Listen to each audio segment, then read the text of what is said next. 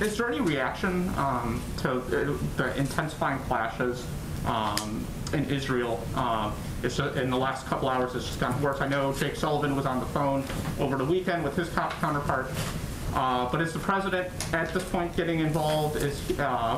What's the next step forward? And then if I could just, I know we're tight on time. Second question, any readout on the president's remarks in the Bucharest 9? Sure. Let me start with the first, and I'll go to the second. We are continuing to closely monitor the violence in Israel.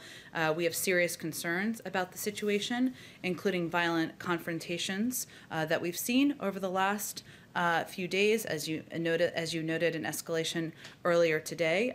You also noted, Amr, that in a call over the weekend with his Israeli counterpart, our National Security Advisor Jake Sullivan reiterated concerns about the potential evictions of Palestinian families from their homes, and they agreed that the launching of rocket attacks and incendiary balloons from Gaza towards Israel is unacceptable and must be condemned. So this is something that our national security team is closely monitoring. Obviously, across government, certainly the president is kept abreast and is watching closely as well. And on your second question, this meeting, if we haven't put out a readout yet, we will shortly. Let me give you just a couple of highlights here that I think I have available. One moment. Let's see here. Let me work to get that to you shortly after if I don't have it available here. Here we go.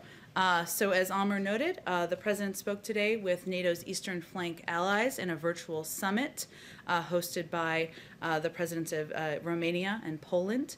He underscored his commitment to rebuilding alliances and strengthening transatlantic relationships.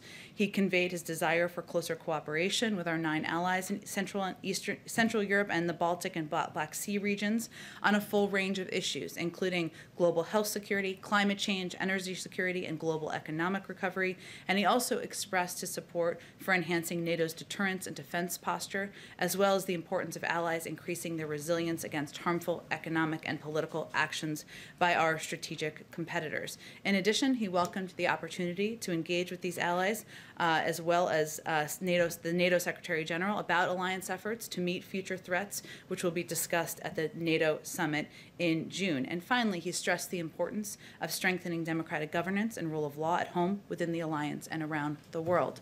Indita, go ahead. Thank you, Jen. Just a quick follow-up on the Bucharest 9. Was the president's decision to participate in the meeting was it driven by this desire to show a united front against Russia?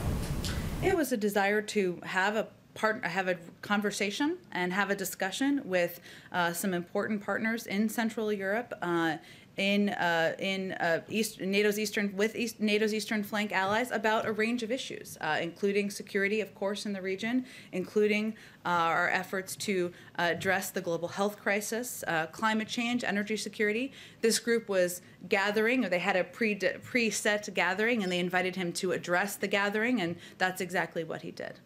Thank you. Go ahead.